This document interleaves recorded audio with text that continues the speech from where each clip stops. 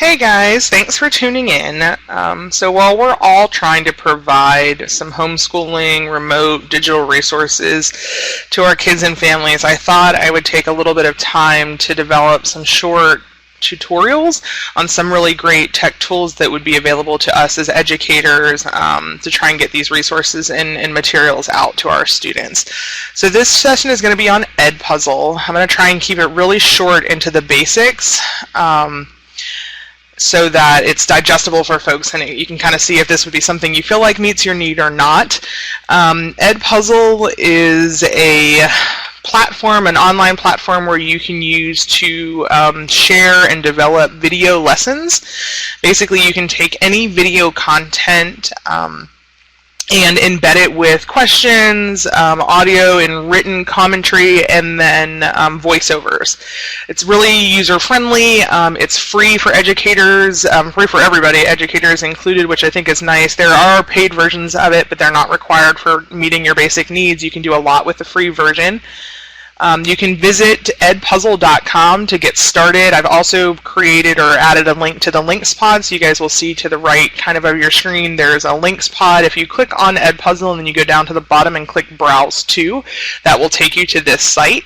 When you get here, you can either log in or sign up. If you've never been to the site before or created an account, you'll need to sign up. You'll want to select that you're a teacher. And you can either utilize a Google sign if you have that. Otherwise, you can just click sign up with EdPuzzle. I have an account, so I'm going to go ahead and log in. I will say that when I've shared this tool in the past with educators in a traditional setting, I would encourage teachers to set up student accounts. EdPuzzle has a lot of great data resources that you can utilize if you have your students log in and create accounts.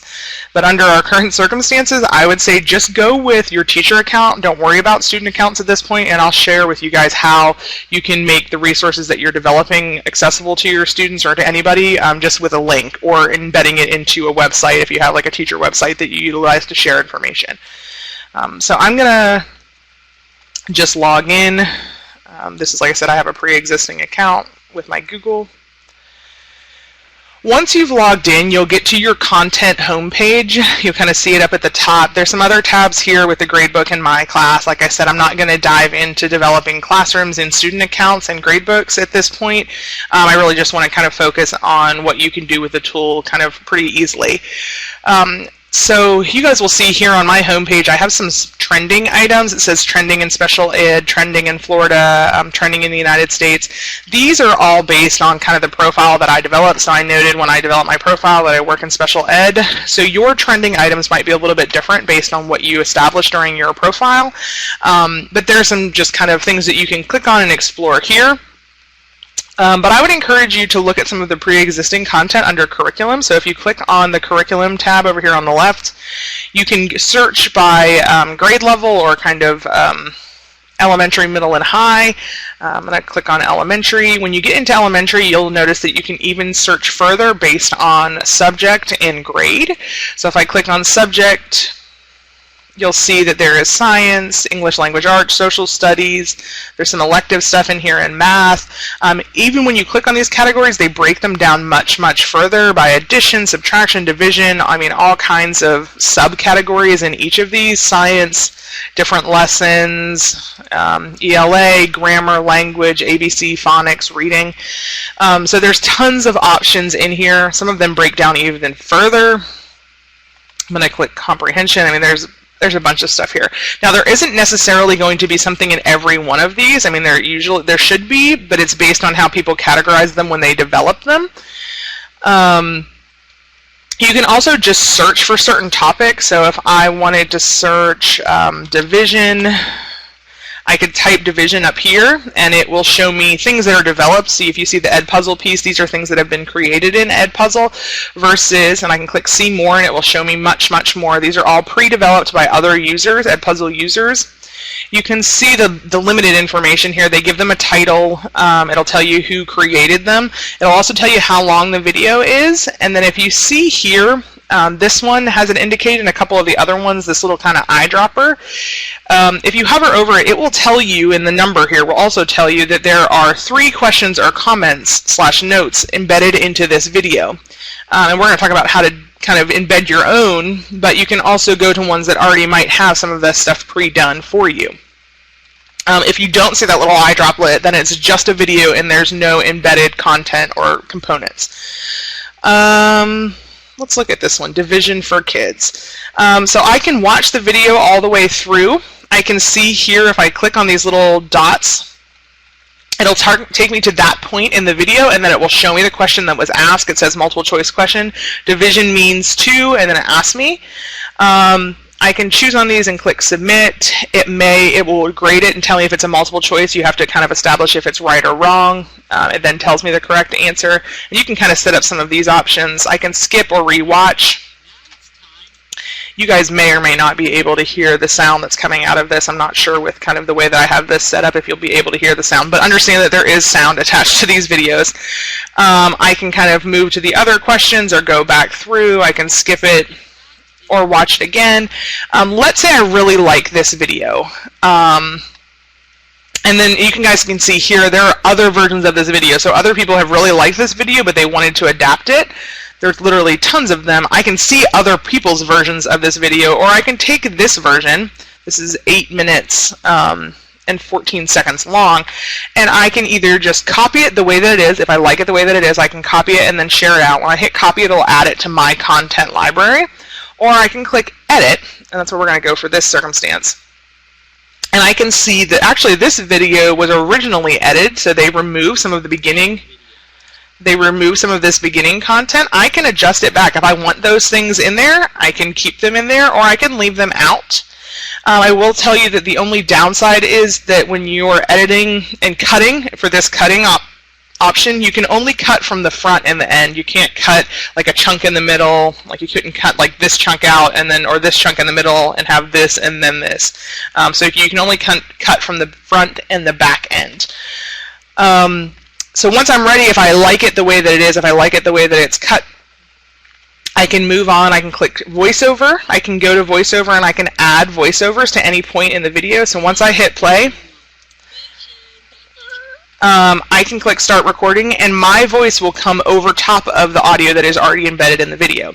This would be relevant if maybe there are some certain terms that I know that my children are familiar with that I want to share with them, or they use a certain word or language that I know that my kids might not know, and I want to replace it with something that they're familiar with. I can do that. But understand that as long as you're voicing over, it's going to take the place of the audio that's already there. As opposed to, so I have the option to do the voiceovers here and start recording. I will say that if you're going to utilize the voiceover, or if you're going to utilize audio notes, you'll obviously need a microphone attached to whatever device you're working on. But a lot of our laptops and all of that, or even tablets, have those embedded in at this point. I'm going to move to the questions section, so I can go, after I'm done voicing over, I can go to questions. They have different question types. They have multiple choice questions that you can develop. One of the things I like about this is they even have feedback options. So I can select which answer is correct, even if there's multiple correct answers. So I could have like a 2 correct or a right and wrong. I establish if that answer is correct or wrong. I can add additional ones, so it doesn't have to be just 2. I can do 4, 5, 6, lots of different options. And then I can develop feedback for these questions. So if a student answers this correct, I might type in here like, great job, absolutely right. Or if they got it wrong and I have an idea as to how they got that wrong answer, I might say, hey, it looks like, or it seems like you might have forgotten to, if it's a division, you might have forgot to carry the 1 or whatnot. I can type that feedback directly in here so they'll get it as soon as they answer or respond that way, which I think is kind of cool. Once I've finished that question or developed that question, I can kind of save it. I can add another one later down the road. Let's say I type something in here. Cancel. Let me get rid of these extra ones because it's. So once it's. I can upload images in there as well. That's just really nice, and hyperlinks. I can also do subscripts and all. So for my math folks, if you're trying to put answers in that way, you can. I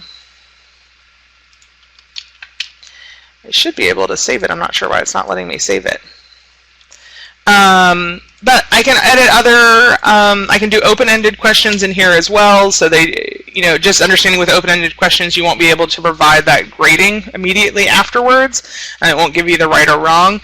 And then the last one is the notes section. I really like the notes section because it allows you to do audio notes. So if you click on the microphone, you can record an audio note for your kids. I think this is just a great option because I know I've seen a lot of stuff online about teachers just kind of wanting to stay connected with their students and letting them know, you know, you're thinking about them and that you care about them. So I think you could just add a little note at the beginning of a video and just say, hey guys, you know, this is Mrs. Howard, you know, I hope that you're doing well, I'm thinking about you, or kind of whatever note that you want to add or about the video. You can do that in the beginning, and it's not going to go over top of any of the video's audio. It kind of stops the video, plays your audio note, and then resumes the video. You can also just type a note in with text. If your students are able to independently read, it would be appropriate to just type in notes. Or you might tell them, hey, pay attention to this particular part, or remember, do a little bit of background building. Hey, remember when we talked about XYZ in class? You can do all of that in the notes section. Once you're all done and you've saved and established these, you can hit save and finish at the top, and then it will have it kind of based on the way that you developed it. And then let's say I'm ready to send this out to my families or my students, I can hit the button assign. As I mentioned, if you don't have your classes set up, that's okay. If you click at the top where it says public links, you can get options to just share the link out or even embed it if you, like I said, if you utilize like a teacher page, that is here. So I can click copy link, and then anyone I send the link to will be able to view the video. Again, the downside of the public end or the embedding code is you're not going to get the data, so you're not going to be able to see which of your kiddos you know, viewed it or saw it or responded to it, but it's still a good way to share content and information and lessons to make that stuff available. So I think it's well worth it kind of in the format that we're dealing with in this point to give it a try and to put those things out there for our families and our students. The other thing that I wanted to share with you guys really quickly is there's a lot of resources and information embedded into the EdPuzzle. They do a great job of supporting their users. So if you click on your kind of profile picture over here and you click on resources, you can go to the getting started. And I added this as its own link. The EdPuzzle teacher resource page it takes you directly to this, but basically it has questions and answers. How does it work? How do I manage my content? How can I upload my own video or look at other videos? It answers all of those questions here. So there's a lot of great information, resources, tips and tricks all kind of built in. Look, help for school affected by COVID. Perfect, this is just what you need. So they've got a lot of this stuff going on here. And it looks like they're giving you some additional resources or expanded options if you register or fill out the form and basically say that you're using this under, you know, the circumstances that are associated with the pandemic. So the other thing I guess I forgot to show you guys is I mentioned these are all things that are pre-developed, but you can develop your own videos from anything that is on. They have some popular channels that are accessible built in right into EdPuzzle. So you can go to YouTube, Khan Academy, National Geographic. They have tons and tons of kind of pre-vetted content, obviously going to be specific to different grade levels, but appropriate content that are already on here for you.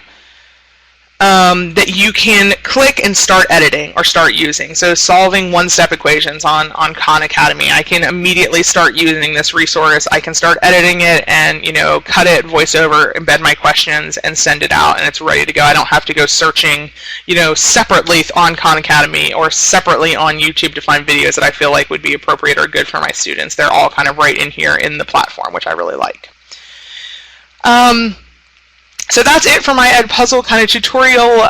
If you're watching this tutorial and you're going to work on it or explore EdPuzzle, the only last thing I ask from you guys is to please complete the short survey form. That's that third link on the right-hand side. It says survey form, please complete. If you click on it and click it, browse to, it will take you to a Google form. So I am working under Fiddler's Florida Diagnostic and Learning Resources System. We are a grant-funded organization under the Bureau of Exceptional Student Education at DOE, And we have to track kind of all of the things that we do and the resources that we provide. So this is how we're doing it basically. All I'm asking you to do is provide me with kind of your name, your school, what position that you're in, and a short survey about the training, this kind of little offering, or this bite-sized PD, if you will. This just helps with our data. So I would really appreciate you filling that out for me if you've watched the video. And I think that's about it. Look forward to some more of these. I'm going to hope to be kind of developing a couple different ones on some other digital resources that would be available for teachers. As I'm not currently a classroom teacher, this is my role in supporting teachers, so I'm trying to kind of do my part in these trying times, knowing that, you know, if we all work together, we can kind of do what's best for the masses in these circumstances. So I appreciate it. Thanks, everyone.